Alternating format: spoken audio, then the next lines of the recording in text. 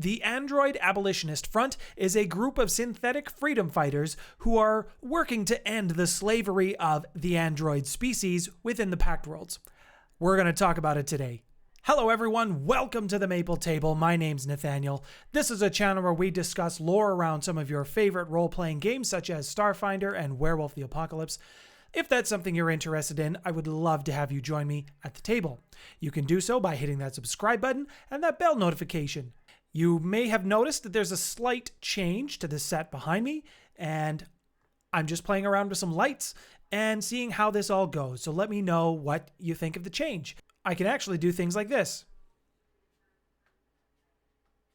I think it's pretty neat. Also, I will have some of my episodes going up to some streaming services so you can actually stream these episodes, not just through YouTube, but through something else that you'd like to use on the go. I will have links in the description below. The Android Abolitionist Front, or the AAF as I'm now going to call them, exists because slavery is a major problem for androids, and especially in the Pact Worlds. Early androids were actually built as slaves to help humankind. Originally, androids were developed on Golorion, the now missing planet. Obviously, they were built before the gap, or the disappearance of a planet. There is some evidence to suggest that the androids were built and developed with a technology that came from beyond Golorion itself. Of course, the original origins of the androids are lost to the gap. Corporations found out how to build and develop androids, and they did so that they could do all the dangerous jobs that would get people killed, because who cares if an android dies? And thus, in the Pact Worlds, androids were developed en masse. As one might imagine, when you have a slave workforce, eventually things don't go well for you, especially when you've created so many of them. The process of developing androids for slave labor or the dangerous jobs, it basically came to an end. Not before there was a massive rebellion by all the androids known as the Thyst Rebellion. The outcome of this rebellion was that androids became free citizens. They were able to do all the things that normal people could do.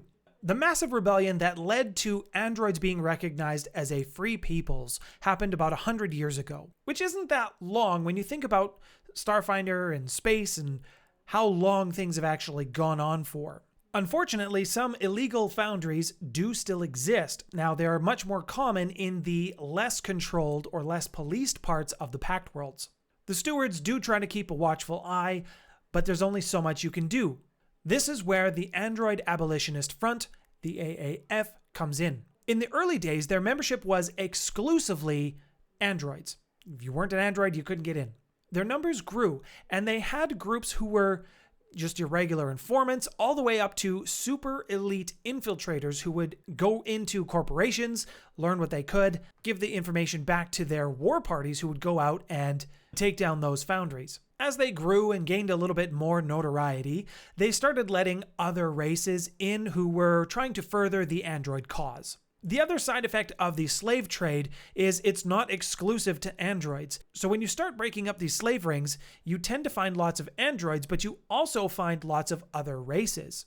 The AAF very carefully structures their cell groups so that no member knows more than a couple of other members at any given time. That way, if someone gets caught, you can't give up information that you don't know.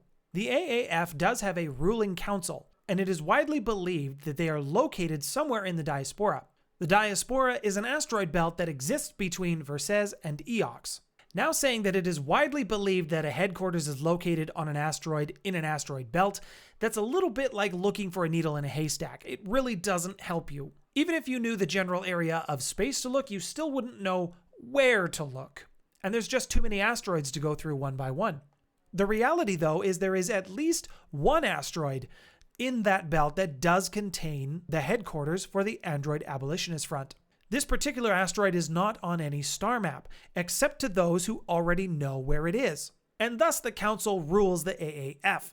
They are actually called Ex Novo, and the name of their headquarters is called Chainbreaker One. This is just your mid-video reminder to please hit that subscribe button and that bell notification to get more content like this from myself. If you're enjoying it, please hit that like button, as that does let me know that you want more content like this for myself. There is one problem with the AAF and their members. Being that it's such a diverse group, and that the organization itself is so secretive, there really isn't a unifying creed throughout the AAF or any of its members. And this unfortunately leads to various philosophies on mission outcomes. There are those in the group who are trying to abolish the android enslavement through non-violent means.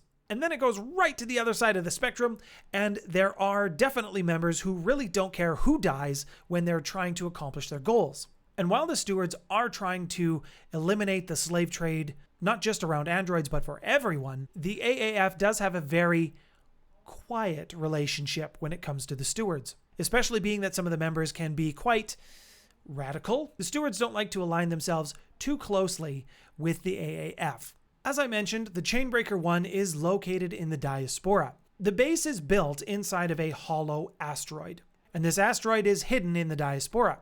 What I didn't mention is that the inside of this asteroid is quite large, and there is so much protection on this thing. It is hidden by very sophisticated holographic projectors. There is a constant stream of agents who are always around the diaspora or always around their asteroid, keeping a watchful eye out for anyone who shouldn't be there. And while only high-profile members of the AAF are allowed to know where the Chainbreaker is and come inside, the only permanent residents of the Chainbreaker One are the ex novo, and that would be their leadership council. And the asteroid is wired up with a bunch of nuclear devices in case they actually have to make a quick getaway or get rid of the evidence. Now let's talk about how to actually use the AAF inside of your stories. If the AAF was something you wanted to introduce or explore within your own games, it's not very difficult to work this into a homebrew setting. It would be very easy to introduce a little bit of intrigue to your players at the beginning of whatever story you have planned, and slowly build on this to reveal a giant slave-breaking ring. An easy way to do this would be having a low-level encounter with your party and finding a survivor who happens to be a member of the AAF. Hopefully, depending on how things go, your party would treat this found slave, essentially, with some dignity and respect, and they could then be introduced to some of the higher-ups in the AAF, and you could start a storyline from there, building up some trust, bringing back some more members into the fold. Better yet, if you have an Android player in your game, maybe it's part of their backstory, or something that could be worked in. As a dungeon master, storyteller, whatever title you go by, you should definitely be working some of your players' character histories into your story. Another way to introduce this group would actually be through the stewards. The stewards could potentially put out a call for help. They need more hands to complete a job that they just can't, and they're willing to pay handsomely for it. And after they complete that job, they find some slaves who are being freed and members of the Abolitionist Front, or one of the people that was freed is a contact of the AAF, earning your players some much needed buy-in. Tell me what you think about the Android Abolitionist Front. Is this something that you would use in your games? Is it something you have used in your games? How would you use them in your game? Tell me about it in the comments below. Up on the screen, I will have a Pact Worlds playlist. It contains anything related to the Pact Worlds. YouTube will have made a recommendation for you. My name's Nathaniel. You've been watching The Maple Table. Thank you so much for your subscription. Thanks for stopping by, everyone.